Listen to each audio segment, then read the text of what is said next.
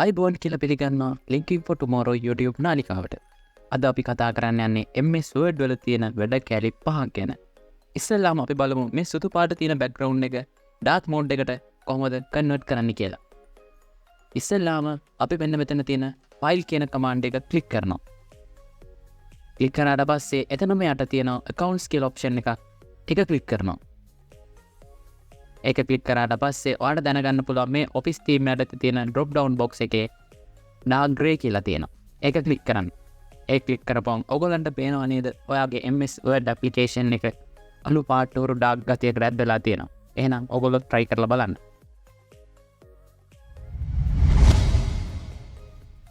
tips number 2. ඔයාලා දැනන් හිටියද Excel වල වගේ Word වල අපේ හදන list ascending order එකට එහෙනම් අකාරාදී පිළිවෙලට හදන්න පුළුවන්ද කියලා. වැඩි කතා ඕනේ අපි කරලා බලන්න යමු. ඉස්සෙල්ලාම අපිට කරන්න තියෙන්නේ අවශ්‍ය list එක select කරලා. select කරලා home tab එක යටතේ තියෙනවා මැදට වෙන්න short button එක. මේ තියෙන්නේ. අන්න ඒක click කරන්න. ඒක click කරාට පස්සේ ඔයාලට එනවා menu එකක්. ඒ menu එකේ අදාළ settings අපිට කොහොමද මේ ටික තියෙන්න ඕනි කියලා order කරලා ඕකේ බටන් එක දෙන්න. එතකොට අකාරාදී පිළිවෙලට ඒක ඇදිලා තියෙනවා. අපිට ඕනි නම් මෙන්න මේ පැත්තේ තියෙන අංක ටිකක් ඒ අංක විදියට. ඒ කියන්නේ පොඩි එකකින් නම් ලොකු එකකට නම් ඒ විදියට උනත් මේ දෙයට නම්බර් එක දීලා ඕකේ දීපුවම ඒ අදාළ නම්බර්ස් ප්‍රමාණය අනුව මේක ඇසෙන්ඩ් වෙලා එනවා. ඒ විතරක් නෙමෙයි අපිට මේක දිනවලටත් වෙන් කරලා හදන්න පුළුවන්. අපි බලමු කොහොමද කරන්න කියලා. අදාළ ටික select කරා. එතන date කියන option එක දුන්නා. ඒක ascending නම් ascending විදියට දුන්න තියබා අපි ඕකේ කරා. මේක descending විදියට අපි හදලා බලමු. මේ තියෙන්නේ descending විදියට. ඒ විතරක් නෙමෙයි අපිට ඡේද උනත් ascending descending විදියට හදන්න පුළුවන්. අපි ඉස්සෙල්ලම මේක මේ ඡේද ටික descending විදියට හදලා බලමු. මේ තියෙන්නේ descending විදියට හදපු ඡේද ටික. මේ තියෙන්නේ ascending වලට හද විදිය. බලන්න ඔයගොල්ලන්ටත් වැඩේ හරියනවද කියලා.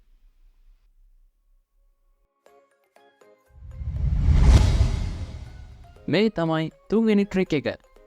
ඔයගොල්ලෝ ගොඩාක් PDF එක වැඩ කරනවා. ඒව කවදාවත් Word වලින් open කරලා තියනවද? මේ තියෙන්නේ PDF ෆයිල් එකක්. අපිට ඒකේ මොකුත් edit කරන්න දෙන්නේ නැහැ. එහෙනම් අපි මේක Word වලට ගිහිල්ලා open කරලා edit කරලා බලමු එහෙම කරන්න පුළුවන්ද කොහොමද කියලා. ඉස්සෙල්ලාම අපි Word document එකක් open කරලා ඒකේ file ගිහිල්ලා open කියන option එකට ගිහිල්ලා browse කරනවා. අපි browse කරන්න ඔයාට open කරන්න ඕනි PDF file එක. ඒක select කරලා open කරන්න. open කරපුවම මෙහෙම message එකක් එනවා. ඒ message එක okay කරන්න. okay කරාට පස්සේ ඔයාලට දැක ගන්න පුළුවන් PDF file එක Word වල open වෙලා තියෙනවා.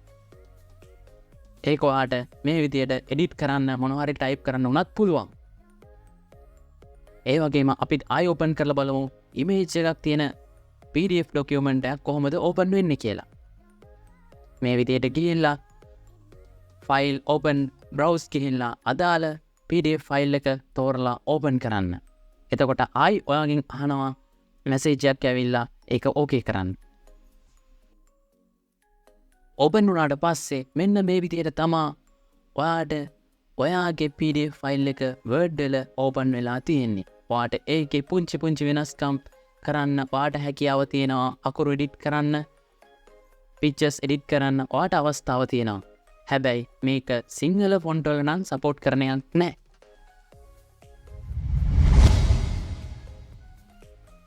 tricks number 4. ඔයාලා Word වල table එකක තියෙන අංක ටික ෆෝමියුලා එකක් දාලා එකතු කරලා තියෙනවද? එහෙමනම් කොහොමද කරන්න කියලා බලමු. ඉස්සෙල්ලාම අපි එකතු වෙන්න ඕනි තැන select කරලා table tool යටතේ තියෙනවා layout කියලා option එකක්. ඒ layout option එකේ තියෙනවා formula කියලා එකක්. ඒක click කරන්න. ඒක click කරාට පස්සේ එන menu bar එකේ sum above කියලා දාලා okay කරන්න. බලන්න ඔයාලගේ එකතුව අදාළ select කරපු තැනට ඇවිල්ලා තියෙනවා. ඒ විතරක් නෙමෙයි අපිට මේ අංක ටිකේ average එක ගන්න ඕනේ නම් average එකත් අපි කොහොමද ගන්න කියලා බලමු. ඒ විදිහටම formula වලට ගිහිල්ලා එතන අපි select කරනවා average එක. මේ විදිහට.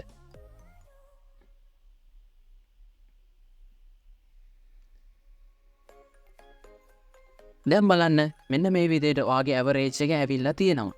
ඒ විතරක් නෙමෙයි අපිට මේකේ කවුන්ට් එක ගන්න ඕනි නා. අපිට කවුන්ට් එකක් ගන්න පුළුවන්. කොහොමද ගන්නෙ? ඒ විදිහටම ගිහිල්ලා අපි එතන ටයිප් කරනවා කවුන්ට් කියලා. කවුන්ට් වලින් පස්සේ මතක ඇතුව වරහන් ඇතුලේ above කියලා ටයිප් කරන්න. above කියලා කියන්නේ උඩ තියෙන සංඛ්‍යා ටික. බලන්න මේ තියෙන්නේ ඔයාගේ උඩ තියෙන ඉලක්කම් සංඛ්‍යාව. සංඛ්‍යාව 6යි අපි ඇවරේජ් එකක් ගත්තා. ක්‍රිප්ස් number 5. ඔයාලා මෙන්න මෙයා කියලා එකක් ටයිප් කරාට පස්සේ ඔයාලට මේ එක දාලා තියෙන වචන ඔයාට සෙට් වෙන්නේ නැත්තම් අපි ඒක කොහොමද වෙනස් කරන්න කියලා අපි දැන් බලමු. උදාහරණයකට මම මේ පිච් කියන වචනේ සිලෙක්ට් කරනවා. මට මේක වෙනස් කරන්න ඕනේ. එහෙමනම් කරන්න තියෙන්නේ මේ පිච් කියන වචනේ සිලෙක්ට් කරා රයිට් ක්ලික් කරපුවම ඔයාට එනවා සිනොනිම්ස් කියලා එකක්. අන්න ඒක සිලෙක්ට් කරපුවම ඔයාට බලා ගන්න පුළුවන් ඒ හා සමාන වචන සෙට් එකක්ම. ඔයාට කැමති එක සිලෙක්ට් කරලා ක්ලික් කරපු ගමන්ම ඒ වචනය පිච් කියන වචනේ ඉමේජ් විදියට මාරුණා. ඔයා දැක්ක නේද? ඉතින් ඒ වගේ අපිට ඕනෙම වචනයක් මේ විදිහට වෙනස් කරන්න පුළුවන්. උදාහරණයකට තව උදාහරණයකට මේ වීඩියෝ කියන එක මම සිලෙක්ට් කළා. ඒක රයිට් ක්ලික් කරා සිනොනිම්ස් කියන ඔප්ෂන් එක යටතේ තියෙනවා අපිට ඒ වගේ සිමිලර් වචන සෙට් එකක්ම. ඒ විදිහට අපිට ඒ විදිහට වෙනස් කරන්න පුළුවන්. ඒ වචන සෙට් එක මදි නම් ඔයාට පුළුවන් තවත් මේ වගේ වචන අපිට හොයලා ගන්න. අපි බලමු කොහොමද ගන්නෙ කියලා. උදාහරණයකට මම මෙන්න මේ විදිහට මෙන්න මේ ડોකියුමන්ට් කියන එක සිලෙක්ට් කරා කියන්න.